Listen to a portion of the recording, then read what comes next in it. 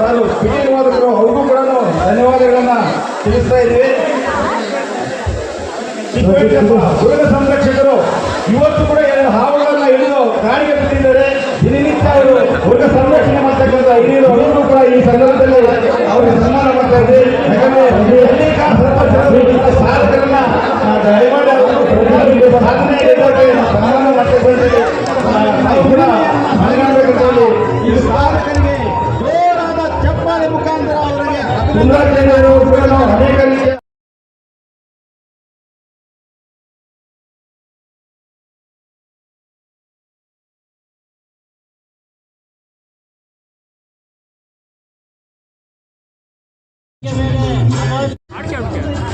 ಹಾಗೆ ಶ್ರವಣ್ ಕುಮಾರ್, ಶ್ರೀವಾಣಿ, ಶ್ರೇಯಸ್ ವೈಜಿ, ಸಂಜಯ್ ಆರ್, ಮೌನಿಕಾ ಈ 5 ಮಕ್ಕಳು ಇವತ್ತು ಕನ್ನಡ ದಿನಾನ ಕನ್ನಡ ಹಬ್ಬನ ಸ್ಮರಿಸಿದಂಥ ಒಂದು ವಿಚಾರ ಸಂಭ್ರಮ ವಾತಾವರಣ ಇಲ್ಲಿ ಶಿಡ್ಲಘಟ್ಟ ನಗರದಲ್ಲಿ ಮನೆ ಮಾಡಿತ್ತು. ನಾವು ಬೆಳೆದಂಥ ಊರು, ಕಲಿತಂಥ ಭಾಷೆ, ನಮಗೆ ಅರಿವು ಅನ್ನೋದು ಮೂಡಿಸಿದ್ದು ನಮ್ಮ ತಾಯಿ ಭಾಷೆ, ಕನ್ನಡ ಭಾಷೆ. ಅದು ಕನ್ನಡ ನಾಡು, ಅದು ಕರ್ನಾಟಕ. ಈ ಕರ್ನಾಟಕದ ವಿಶೇಷತೆಯಾಗಿ ಭಾಷಾವಾರು ಪ್ರಾಂತ್ಯಗಳಾಗಿ ಹಲವಾರು ಭಾಗಗಳಾಗಿ ಉತ್ತರ ಕರ್ನಾಟಕ, ಹೈದರಾಬಾದ್ ಕರ್ನಾಟಕ, ಮೈಸೂರು ಕರ್ನಾಟಕ, ಕರಾವಳಿ ಕರ್ನಾಟಕ, ಈ ರೀತಿ ಹಲವಾರು ಹೆಸರುಗಳಲ್ಲಿ ನಾವು ಆಯಾ ಪ್ರಾಂತ್ಯಕ್ಕೆ ಅನುಗುಣವಾಗಿ ಕನ್ನಡನ ಮಾತಾಡ್ತಾ ಇದ್ದಂಥ ದಿನಗಳಿದ್ದು 1956 ಈ ಭಾಷಾವಾರು ಪ್ರಾಂತ್ಯಗಳನ್ನು ಒಗ್ಗೂಡಿಸಿ ಅದನ್ನು ಕನ್ನಡ ನಾಡನ್ನ ಒಟ್ಟು ಮಾಡಬೇಕು ಅಂಥೇಳಿ ಆಗಿನ ಕಾಲದಲ್ಲಿ ಶ್ರಮಿಸಿದಂಥವರು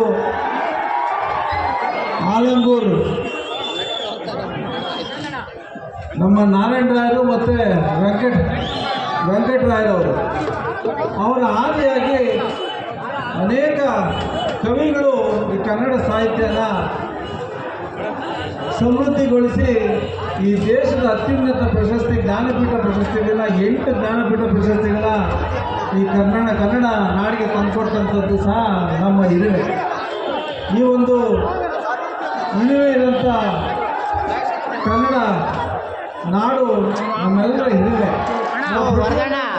ಕನ್ನಡನ ಬಳಸಬೇಕು, ಮಾತನಾಡಬೇಕು, ಮಕ್ಕಳಿಗೆ ನಮ್ಮ ಭಾಷೆ ಬಗ್ಗೆ ಅರಿವು ಮೂಡಿಸಬೇಕು. ಎಲ್ಲಿ ಹೋದರೂ ಸಹ, ನಾವು ಯಾವ ಘಟ್ಟಕ್ಕೆ ತಲುಪಿದ್ರೂ ಸಹ ನಮ್ಮ ಭಾಷೆ ಬಗ್ಗೆ ನಮಗೆ ಸದಾಕಾಲ ಗೌರವ ಇರಬೇಕು. ಅದರ ಹಿರಿಮೆಯನ್ನು ನಾವು ಇಟ್ಕೊಂಡು ಸಾಕಬೇಕು.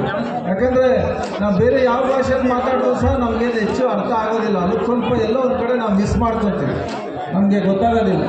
ಆದರೆ ನಮಗೆಲ್ಲೋ ಒಂದು ಕಡೆ ಸಂತೃಪ್ತಿ, ಸಮಾಧಾನ, ಒಂದು ನೆಮ್ಮದಿ, ಆ ರೀತಿಯಾದಂಥ ಒಂದು ಶಕ್ತಿ ಇರುವಂಥದ್ದು ನಮ್ಮ ಭಾಷೆಗೆ. ಅದು ಕನ್ನಡ ಭಾಷೆ, ಅದು ನಮ್ಮ ಹೆಮ್ಮೆ ಅಂತ ಹೇಳಿ ಈ ಒಂದು ಕಾರ್ಯಕ್ರಮನ ಇಷ್ಟೊಂದು ಅಚ್ಚುಕಟ್ಟಾಗಿ ಎಲ್ಲರೂ ಸಹ ಕನ್ನಡಿಗರ ವಿಶೇಷ ಗುಣ ಏನಪ್ಪ ಅಂದರೆ ಒಂದು ಶಾಂತಿ, ಸಮಾಧಾನ, ಸಹಾಯ ಮಾಡೋಂಥದ್ದು ಮತ್ತು ಒಗ್ಗಟ್ಟು.